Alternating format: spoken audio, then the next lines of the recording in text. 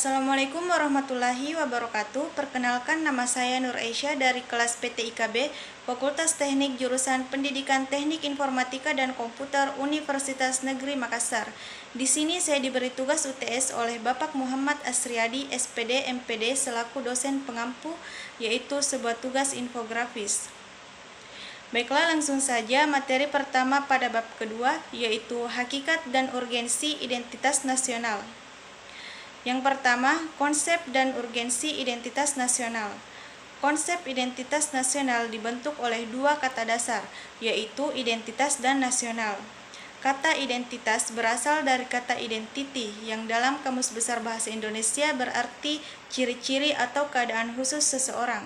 Sedangkan kata nasional yang dalam Kamus Besar Bahasa Indonesia berarti kebangsaan, berkenaan, atau berasal dari bangsa itu sendiri.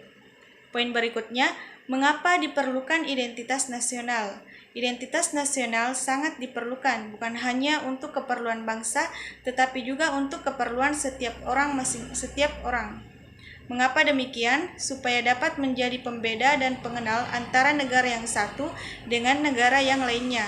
Begitupun identitas untuk setiap orang itu sangat penting, karena dapat menjadi tanda pengenal, dan salah satu contohnya itu seperti KTP dan tanda pengenal lainnya. Poin selanjutnya, membangun argumen tentang dinamika dan tantangan identitas nasional Indonesia. Adapun contoh dinamika yang sekaligus menjadi tantangan terkait dengan identitas nasional Indonesia, misalnya dalam kasus kehidupan sehari-hari yang sering kita temui, yaitu nilai-nilai Pancasila belum menjadi acuan sikap dan perilaku sehari-hari. Contohnya, masih banyak siswa atau siswi yang masih sering menyontek, dan masih banyak juga siswa atau siswi yang menerapkan tindakan serba instan, bisa dikatakan plagiat dan lainnya. Yang kedua, dinamika dan tantangan identitas nasional.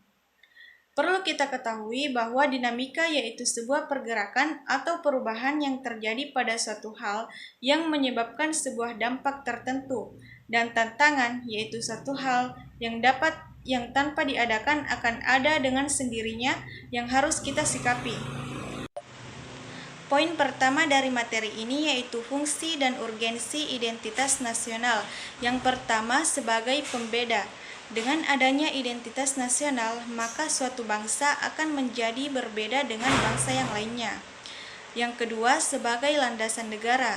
Identitas nasional digunakan sebagai panduan, pemersatu, dan merupakan pegangan agar bisa mewujudkan cita-cita dan tujuan negara tersebut.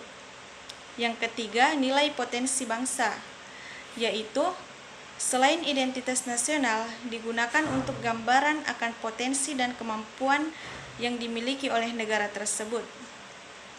Adapun unsur-unsur identitas nasional, yang pertama, identitas fundamental, identitas instrumental, dan identitas alamiah. Hal-hal yang dilakukan untuk mempertahankan dan memperkokoh identitas nasional adalah dengan cara mengajak teman sosial media untuk membuat proyek kebudayaan, seperti membuat video tentang tradisi suku dan adat istiadat, menggelar siaran tentang kebahasaan, dan masih banyak lagi. Selanjutnya, materi pertama bab ketiga, hakikat dan urgensi integrasi nasional. Yang pertama, makna integrasi nasional.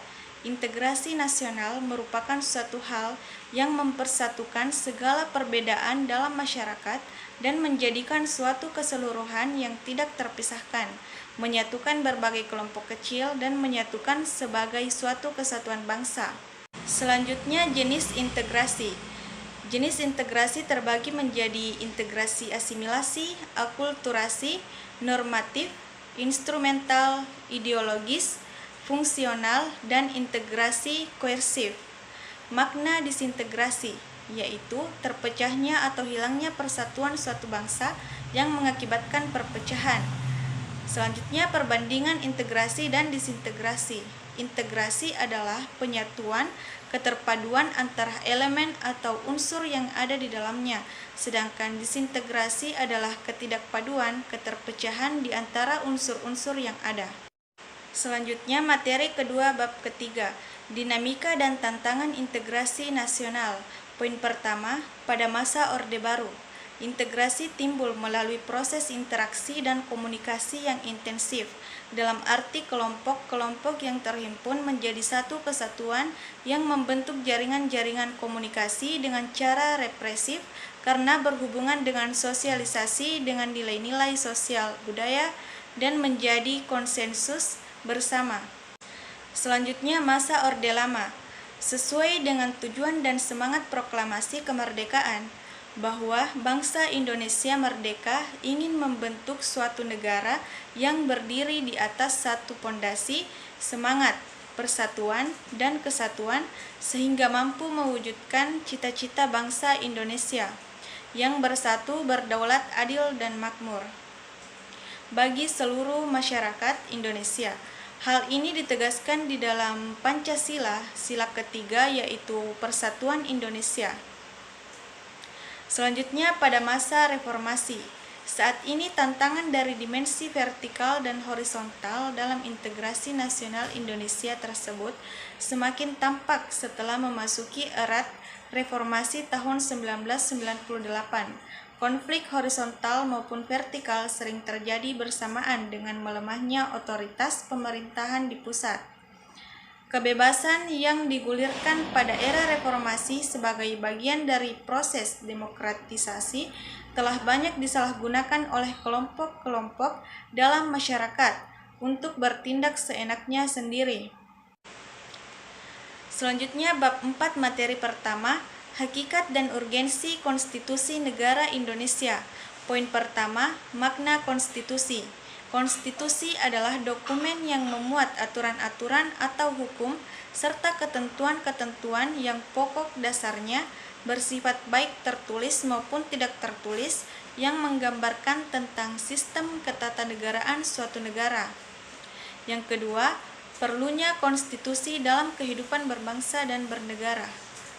Negara Indonesia merupakan negara yang demokratis. Oleh karena itu, keberadaan konstitusi negara sangatlah penting dalam pembangunan sebuah negara yang demokratis. Mayoritas konstitusi yang demokratis itu lahir dari sebuah negara yang demokratis. Selanjutnya, bab 4 materi kedua, dinamika dan tantangan konstitusi negara Indonesia.